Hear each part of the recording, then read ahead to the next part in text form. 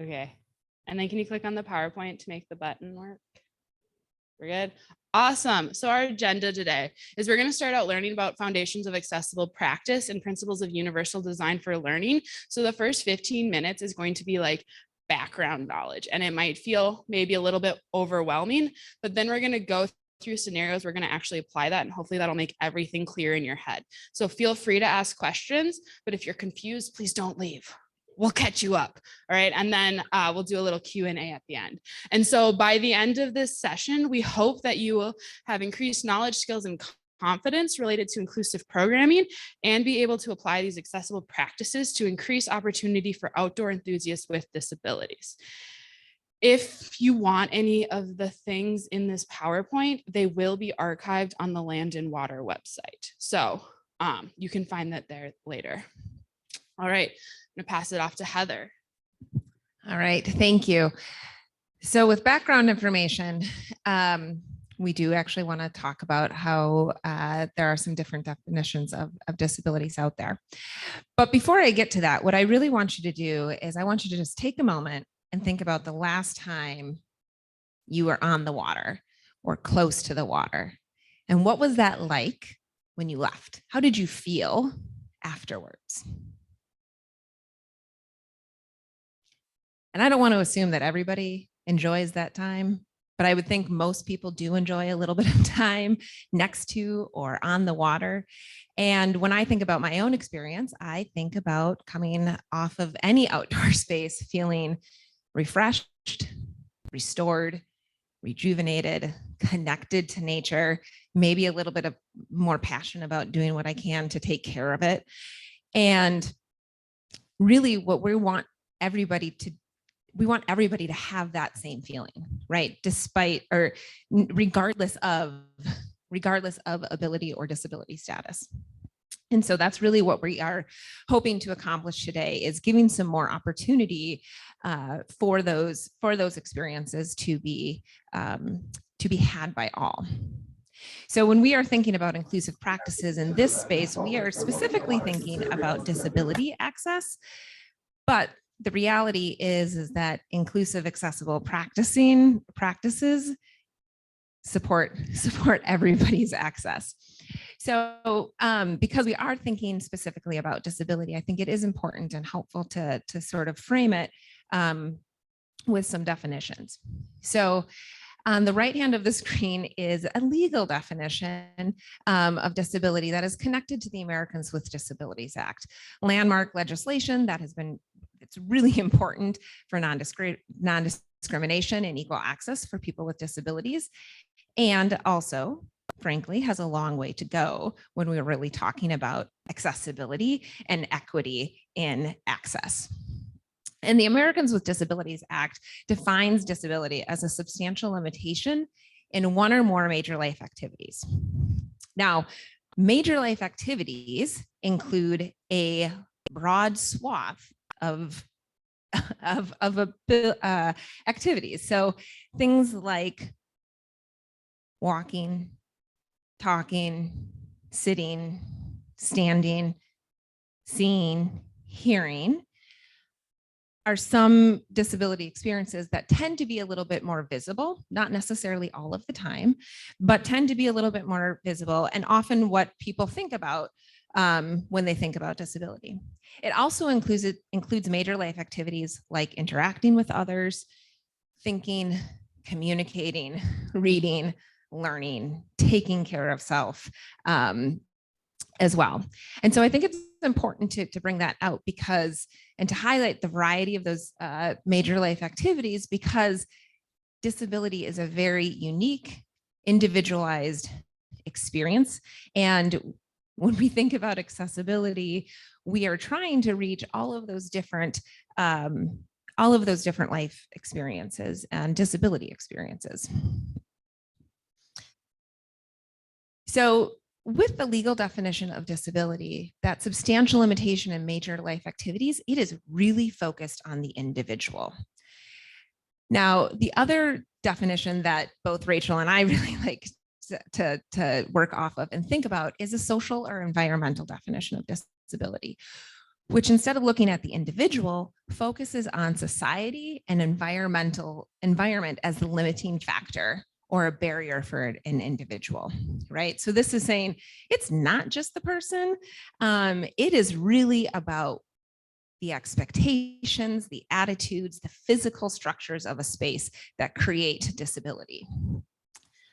And I think this is a really important thing to be thinking about, because what it says is that access and accessibility is on all of us, right? It's not just on one person to figure out equal access. It is really on all of us to think about where are those barriers in the environment and society. So in the middle of the screen is a individual using a wheelchair. Looks like this individual is looking up towards a large set of stairs, right? And so under the legal definition, or what is sometimes referred to as a medical model of disability, we would say this person can't get up these stairs because of their limitation in walking, or what we're perceiving as walking with the use of wheelchair.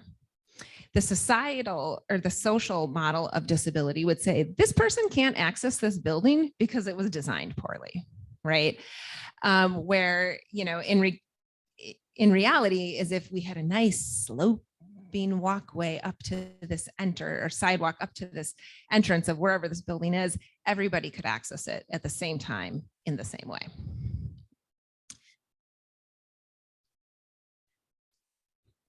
All right, next slide, please. I'll just put that out there and then it'll happen magically. Great.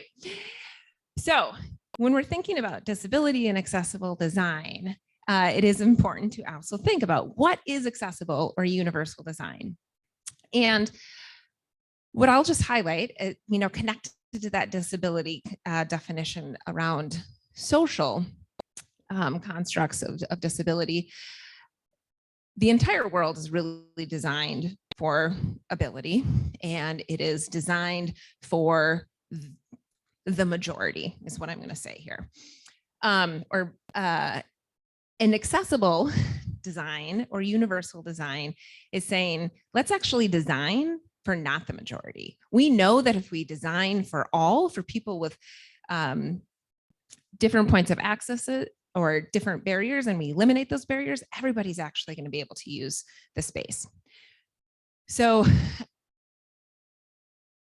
it's a process in which the needs of disabled people are specifically considered, right? So instead of saying like, oh, we're just going to do this thing, or we're going to build this dock, we're going to think, how could the most people use this space, use this dock?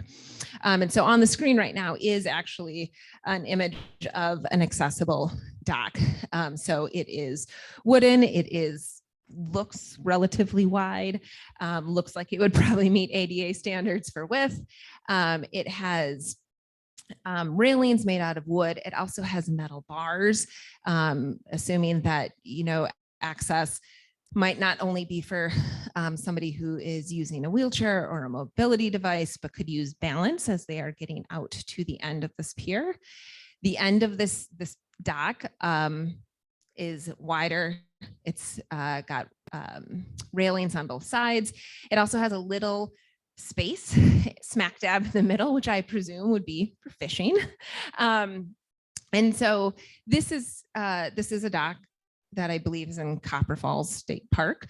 And it is accessible from what we can see here. Now, the question I actually have is, how does somebody get to there, right? So that's another conversation, but this dock itself is accessible.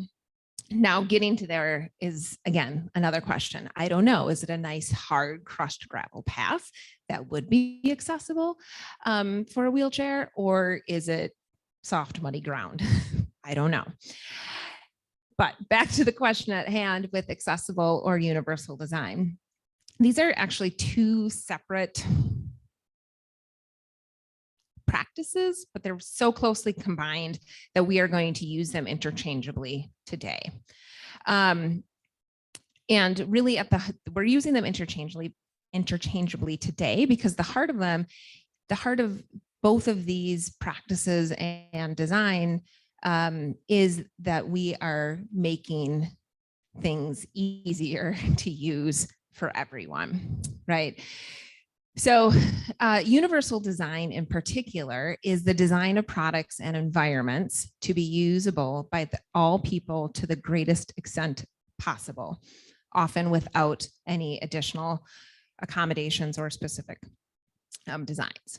And I would say that universal design kind of falls under the idea of accessible practices and designs.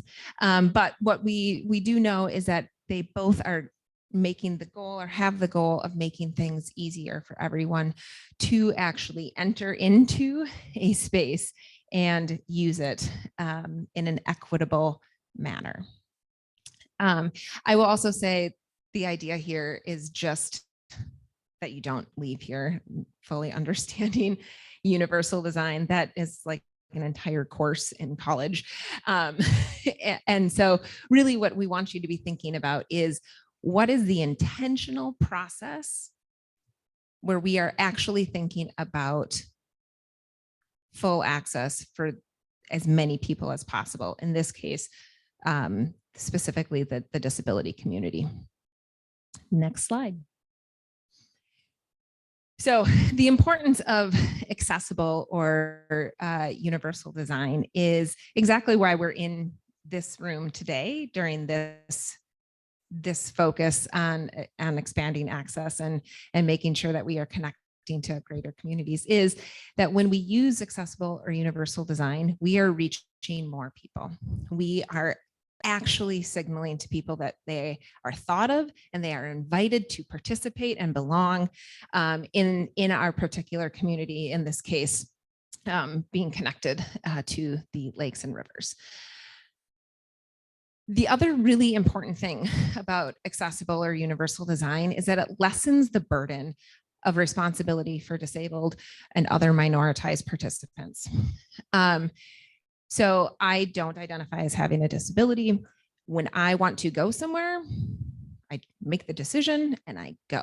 I don't have to make any other considerations besides, do I have gas in my car and does it fit in my schedule, right? And then I can just show up. But for some people, and many people with a disability, they have to be thinking about a lot of other stuff, right? Will the path be accessible? Will there be a bathroom for me to use? Will there be clean water? Will there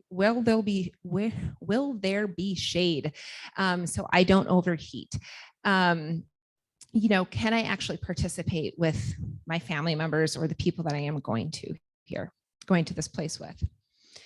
Right. And so when we are thoughtful in advance, when we are really proactive and intentional about accessible or universal design, we again are signaling that support and welcoming, saying, hey, you belong here and we want you here. And I would also say that it is really important in that it increases the safety and independence for all users of the space. I think the other thing that I will say before I move on to the next slide is that when we are practicing accessible or universal design, we are creating options. We are creating options for our partners in the community. We are creating options for people with disabilities to choose where they want to go, to know that they have the autonomy to make choices, and just instead of saying, well, there's 2 accessible docks in this area, I guess we're going fishing from that one today because I was at the other one yesterday, right? So we're giving more options. The other thing is that we also give more options to those of us who are supporting activities or trainings as well, right? So that when we don't always have to go to the same place. We can really expand the reach and access points and where we choose to do some of our programming or whatever it is that you are doing in this space. All right, because universal design principles can be an entire class, we are going to just briefly go over some of the principles that go into it, because, well, Rachael will be discussing them more today. And so equitable, the idea of equitable use is that it is something is usable and marketable to a majority of people, right? Or to all people on a variety of abilities in a pretty easy way. Flexibility in use refers to just that, flexible. Can it be used, or can the space, or can a thing or a product be used in more than one way? And can it hit and support access for a wide range of individual preferences and abilities? Intuitive use is simply referring to how easy is this to use without a ton of background knowledge.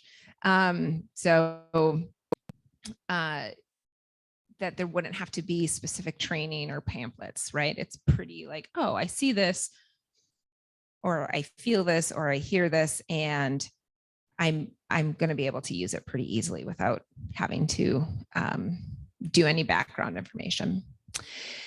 Perceptible information refers to sort of sensory abilities and how information is actually communicated. So this is where we're generally thinking about vision or hearing.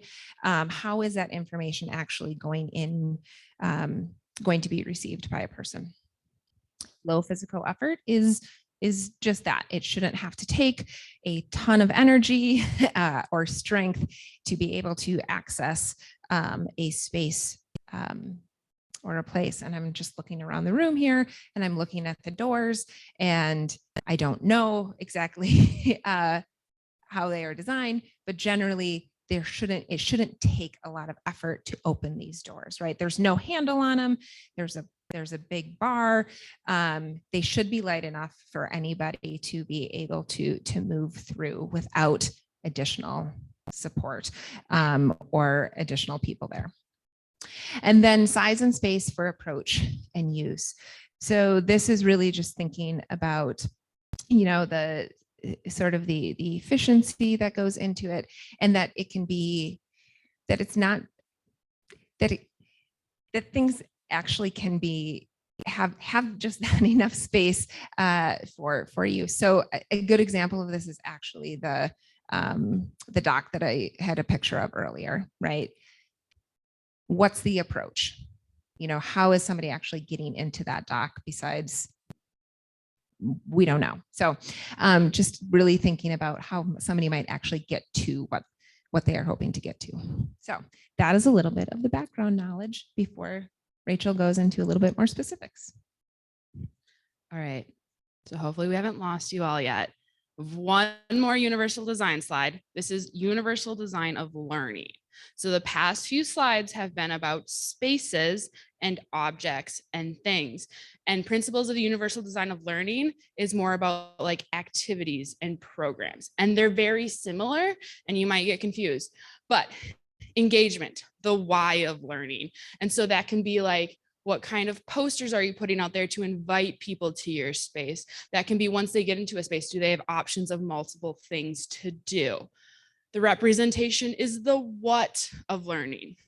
So right now I am verbally saying things. We have visual things on the board. Later on, we even potentially have some things that you can touch for kinesthetic learners. If we were doing this well, maybe we would have some mobility actions as well. And then expression is the how of learning. So people have different ways to express knowledge. So for those of us that might work with youth, people often like to determine how good a youth is at education by taking a written test. And there's different ways to express knowledge. People might want to talk about what they know. People might want to, create an art piece about what they know. So expression is super important. And so now we're going to go into scenarios that hopefully put all of that together in your head in case you're a little bit lost. So the first scenario is fishing adaptations. And so you have a youth coming to your Learn to Fish program who is blind. How can we facilitate skill development and freedom during the program? So does anyone in the room or maybe online have just a first idea of one way you might approach this scenario where you have someone who is blind coming to your program. Yes.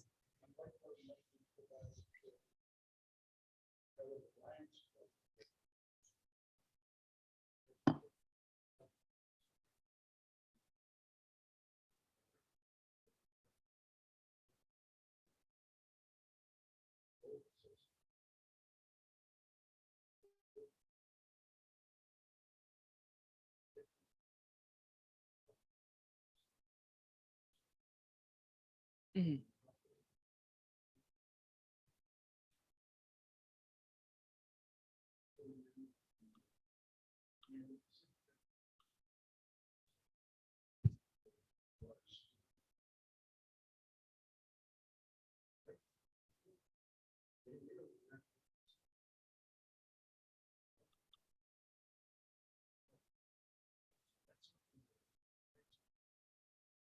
Awesome. So an audience member just described that the Lions clubs will actually run a fishing for the blind program. And so a great way to work on this could be potentially partnering with someone that has more knowledge than you if you're not quite sure how to do it.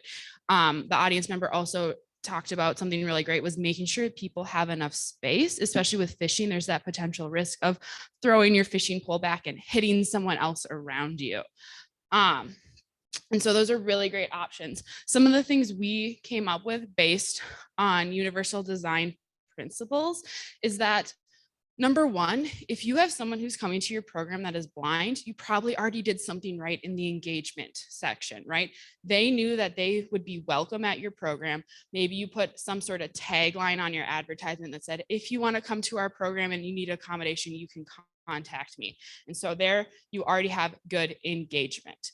One thing I always make sure to check, because one thing of universal design is asking what is their goal. So like my goal for them might be that they learn how to fish and they can name 5 fish species. Their goal might be completely different. Their goal might be to just get out on the water and hang out. And so that kind of gets again into that engagement principle of why are they showing up? The image on the screen shows this young person who is blind in a wheelchair. Now, they don't always use a wheelchair. However, at Upham Woods, we don't have one of those really nice accessible docks. And so for this individual to get to our fishing beach, they had to traverse some uneven ground. And so for them, they decided to use this wheelchair, which shows some of the universal design principles of like flexibility and use. So even though they can walk, they could still use this wheelchair. They also, it was very intuitive. They'd never used a wheelchair before, but they were able to ride in that wheelchair and figure out how to maneuver it. And so, and it was also low physical effort. This was a long day at Upham Woods. We often do field trips that are like 12 hours, and they were able to do the whole entire field trip without getting tired. I also have some cool tools up here. So this is a nice stuffed fish that we have at Upham Woods. And so I might say, oh, a kid might come up to me and say, look at this fish I've caught. And you could be like, oh man, that's a largemouth bass. And maybe, and you could say like, look at the mouth and whatever. But for this person who is blind, they can't necessarily see that. And so having a physical representation that they can touch, and like you can talk about how the mouth is big. We even had like a fake hook and we said, this is how you hold a fish, and like hand over hand method so they could touch this. This is also great for kids who aren't blind, but just like a visual representation, or actually just want to touch a fish without it being slimy and gross and a sensory issue. So another principle of universal design. It can be good for many, many people. We also have a few things that we didn't actually use with this youth, but this is, actually, that might be the next slide. It's 2 slides out, but we'll go to it because I'm on a roll. There is some actual adaptive fishing gear out there.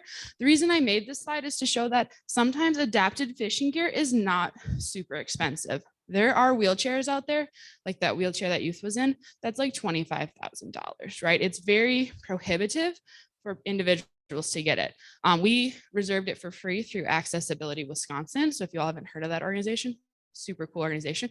But some of this other stuff that we can provide isn't super expensive. And so this active hands right here, it has a little fishing pole holder. So you can shove the fishing pole in here. And this could be great for someone who can't grip the fishing pole. And that could be for a number of reasons. So that could be someone who doesn't have use of their hands. It could be also be someone who maybe has arthritis and just holding onto a fishing pole for a long time is really difficult. We also spent $60 on this piece of PVC pipe that I think I could have made myself now that I've seen it. But this is the fishing pole holder for wheelchairs. And so this can clamp onto the wheelchair and then the fishing pole can stick right in there.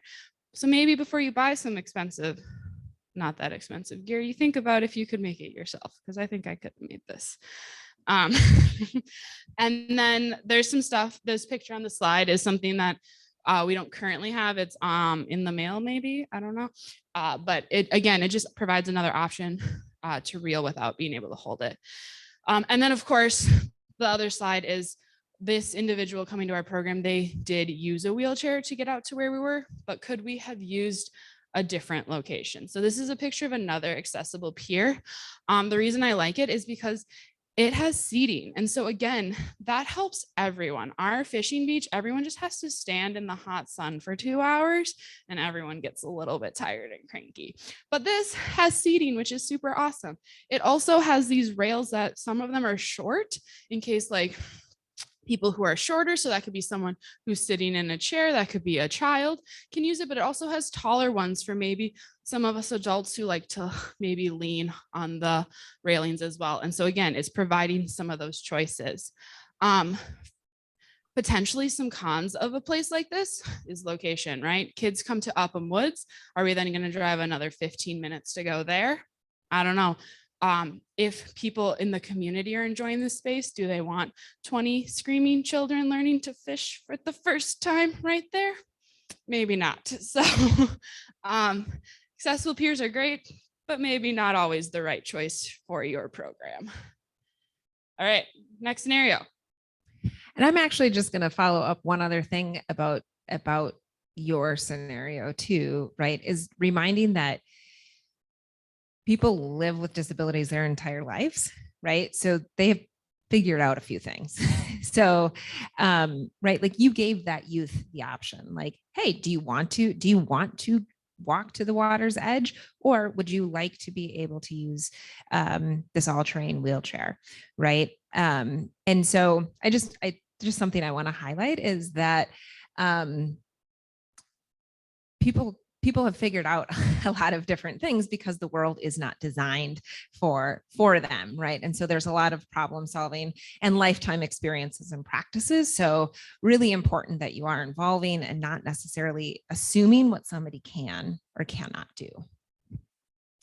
So scenario 2 is talking about a lake association in particular, but it could be anything, right? Where you've invited local community members or in general to interact with and learn more about the animals that live around the lake, right?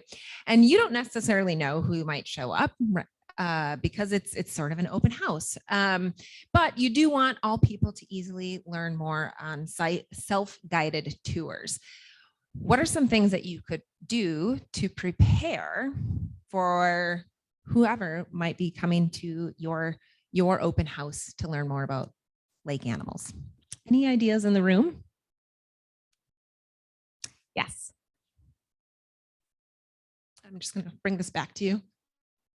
Yeah, so I visited a park once where they had photos and signs of different wildlife, but the actual photograph of the animal was 3D, so you could tactilely like kind of feel the texture of like kind of what it would look like. It wasn't to scale, but you know, it had pictures of different like squirrels and birds, and that you could feel what they kind of looked like rather than just like a flat kind of sign. And then there was also a button that would audibly tell you what was on the sign. Some of the buttons work, some of them didn't.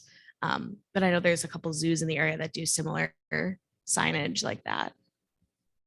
Exactly. And that's exactly what we're listening or thinking about in this scenario where we're thinking about inclusive signage. So on the screen is a sign from the Lakeshore Nature Preserve trail in Madison on the UW campus.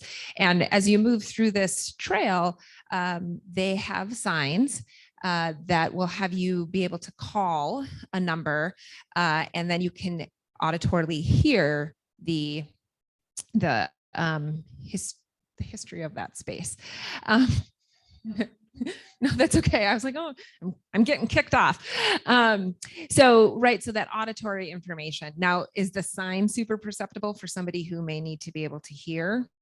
No, but it's an alternative. And that's the key point here is you might not necessarily be able to reach all of the different points of access that are necessary, but by recognizing that not everybody is going to be able to read this sign for a variety of reasons. And so we've made this information in an auditory format. What you are signaling to the community is like, oh, we realize that not everybody can read or can read this amount or can see the signage here. The bottom slide is an adaptive and inclusive sign, and it has a picture of a great blue heron. It gives some brief plain language about herons and where they can be found and more about them. It is also shared in Spanish and Polish. It has Braille, and then it actually also gives the sign language sign for heron as well. So again, reaching out to a variety of different ways and flexibility and use there for different needs. The other thing I would say is when we're thinking about preparing for the space, this is where we would want to do a little prep work, right? So maybe you have some handouts in large print in plain language that people can take with them as they're moving around the space. Maybe you do some audible recording. Maybe you offer having guided tours for people who ask. So when you are inviting people into these spaces, I do encourage, as Rachel had mentioned about taglines, we do encourage you to say something along the lines of like, if you need something to fully participate in this event, get a hold of Heather, who's in charge of this, and then actually list some contact information, right?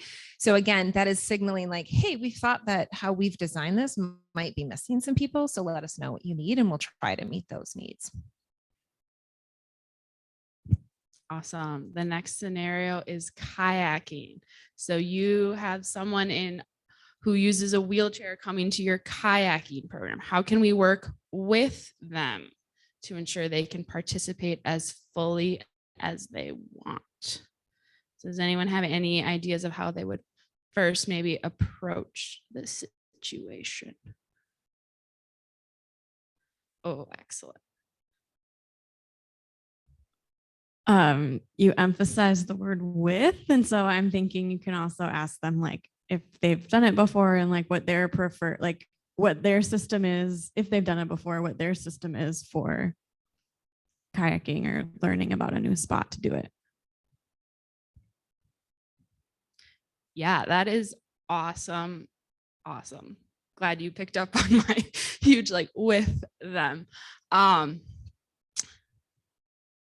Yeah, so the first place I would start is just having a conversation with that person. And sometimes when I speak to other staff, they get really nervous about like, well, how do I have a conversation with that person? And I was like, how do you have a conversation with any person?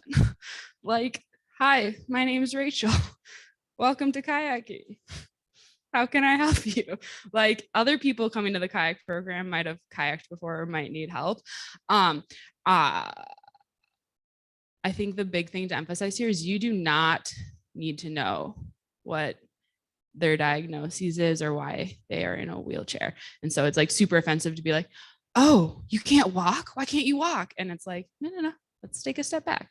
Hi, what's your name? What are your goals for today? Like, welcome. Have you ever kayaked before? And stuff like that.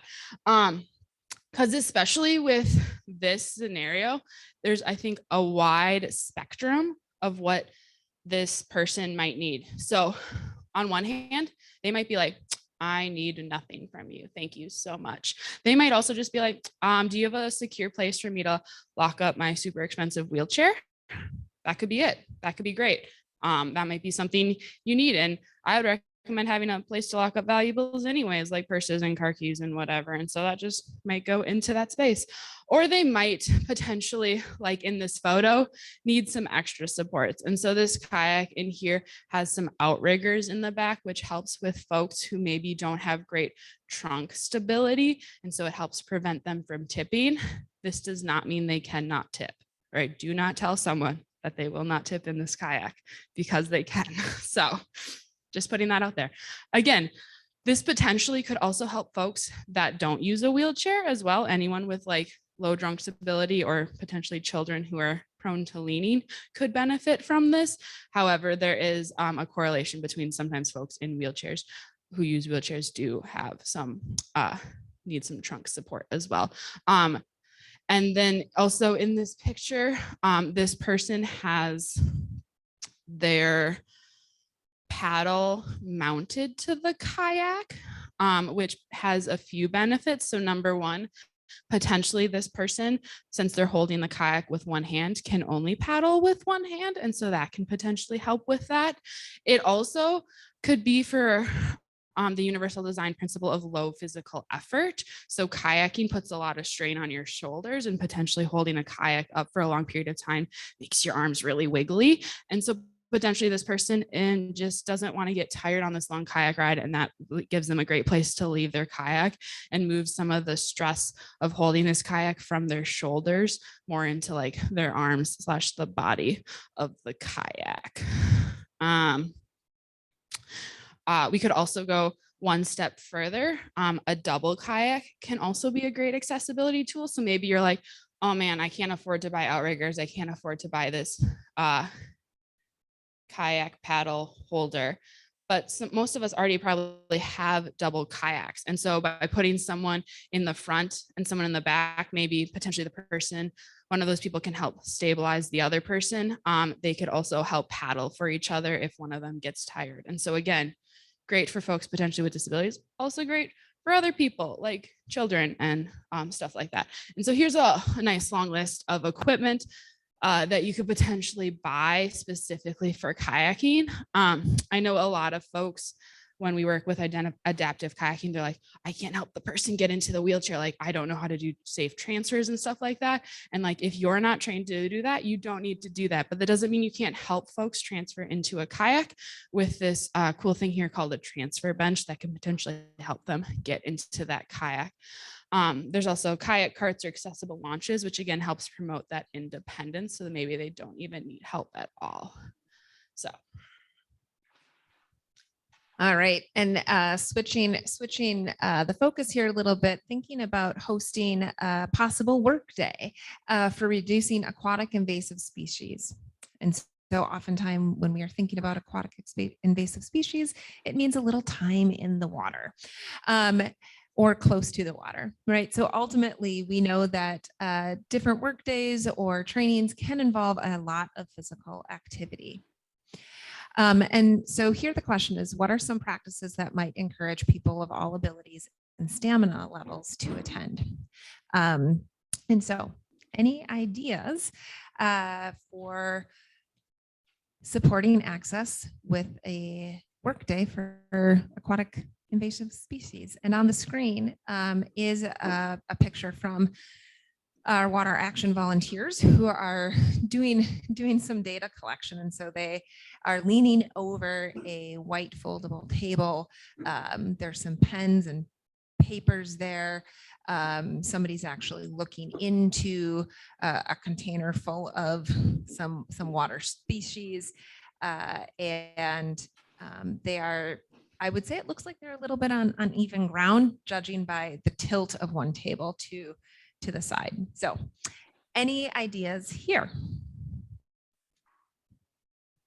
Hi, good morning. Kind of reflecting back, this is on up until this point of the presentation. I think one of my first thoughts when you think about water is limitation. Most of the time that the elevation that the lakes and our rivers are at is lower levels. So you're going to be crossing into sandy or sediment, which is the worst kind of a base to roll across or walk across if not only you're using a wheelchair, if you're using a walker, or if it's people who have kids and are using strollers, push them through. So when things are designed to be not only accessible for ADA standards or barrier free, it helps everybody of all stature. And when you do them front and firsthand, the cost of that is pretty equal. There might be a minimal increase, but for the most part, they are very, very equal. So all the things leading up to this was the access to the waterways. So if it's if it's paved, that's the best. If it's blacktop, second. And if you go to wood, that's a nice hard surface. Then crushed screenings. And then after that, you go to hard packed dirt, which drops off significantly. And then the worst of all, the biggest enemy of any chair is sand. They do make chairs, i.e. the one you showed at the track chair. The problem with those are that insurance companies will not pay for them.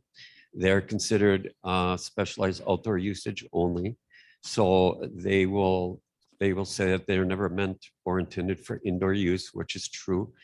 They will not fit through a 36-inch door, which most power chairs will do.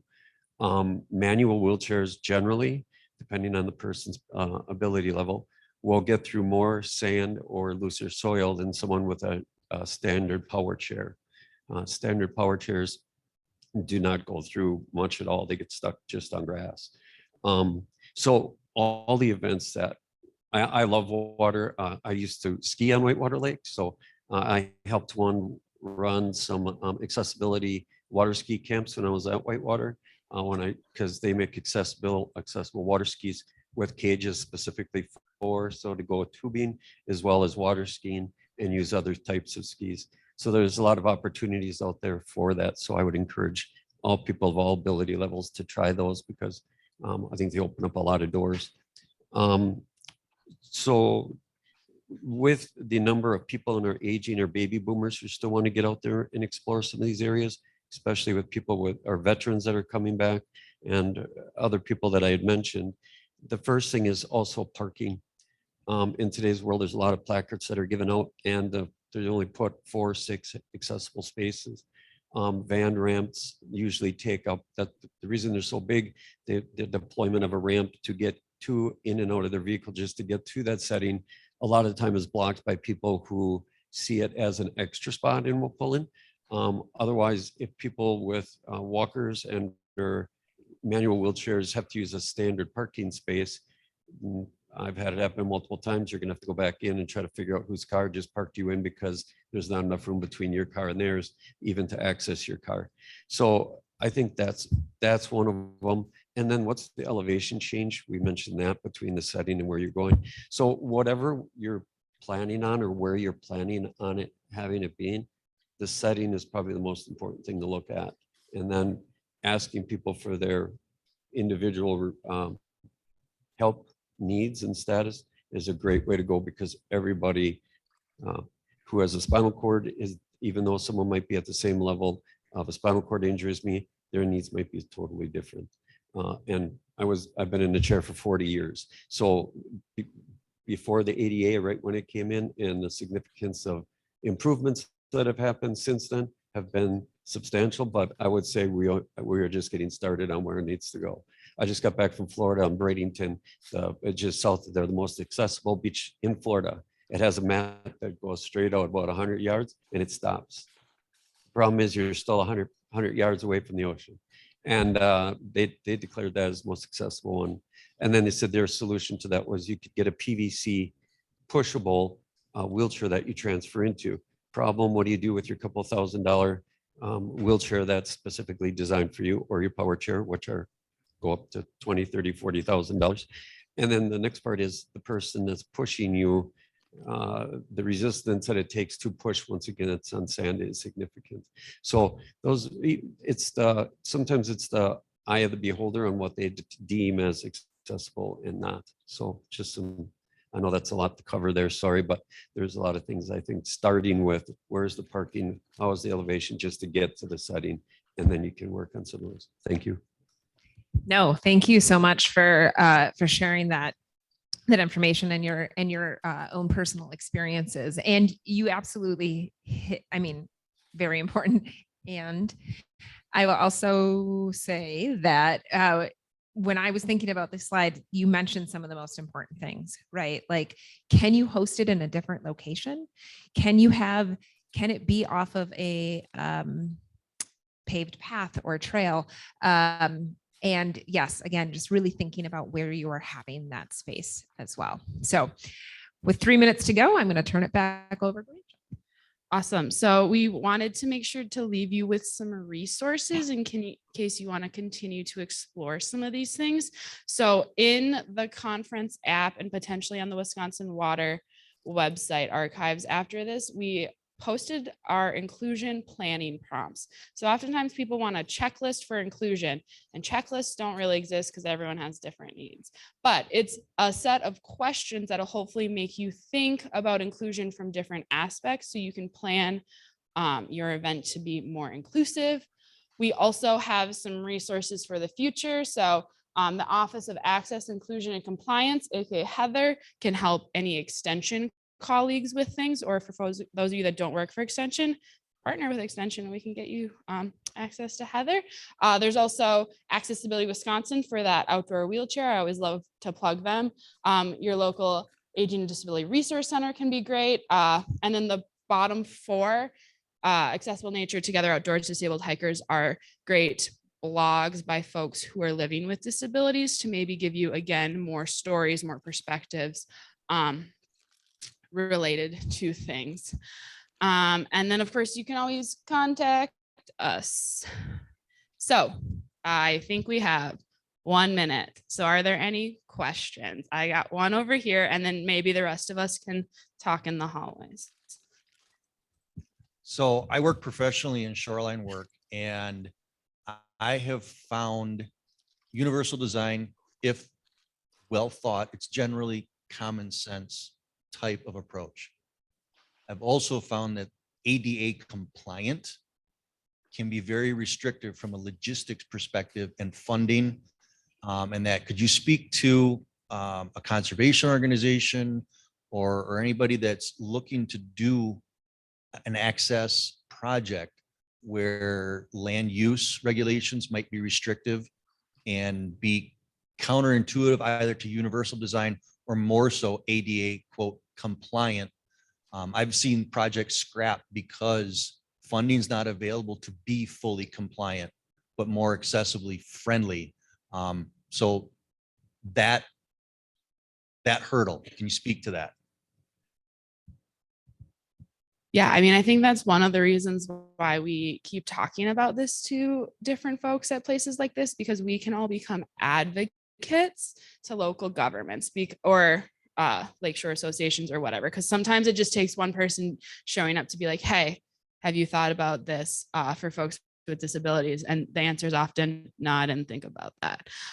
The funding thing is definitely tough. There's definitely starting to be more funding sources out there specifically for accessibility, but it often takes a lot of effort to apply for those grants and those funds. And so there's definitely like a lot of burnout in this field of folks trying to make things accessible. I know one thing Extension has done, which has been really helpful, again, don't know if that's super helpful for you, is we've gone to centralized funding. So instead of like Upham Woods needing to spend $3,000 for an ASL interpreter, or like XYZ County needing to spend a certain amount of money to buy some accessible equipment, we can all just go to Heather, and she has this centralized funding source to hopefully reduce stress on individual folks.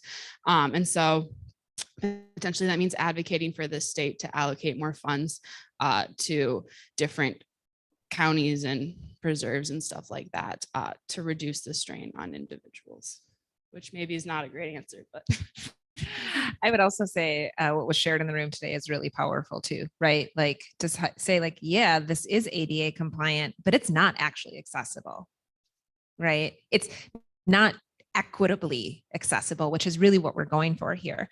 And so maybe that's the language that you use, is like, yeah, I mean, we need to go beyond what is ADA compliant. So that would be one way to to think about and sort of nudge back on that. And then, I mean, I do think like part of it is when we think about this from the front end, we don't have to pay a bunch of money on the back end to retrofit stuff. And, you know, I'd also just be thinking like, yes, of course, I'm totally in support of things being ADA compliant. And, you know, who's supporting that where it says that it has to be ADA compliant, where you can be like, listen, not ADA compliant, but it's super close, or it is more accessible than not having anything. And I think like that's the point, is like, okay, so because we can't get it 100% ADA compliant, we're just going to say no. We're just going to say tough luck. I don't know. That seems that seems wrong to me. And so, but yeah, so great question. And the final point that I would just say to that is get connected with people in your community. You yourself can be advocates, get connected to, you know, anybody in the disability community that can say like, yeah, this isn't ADA compliant, but it gets me closer to the water than I've ever been before, or whatever it might be. So thanks for being here today. Go forth and conquer.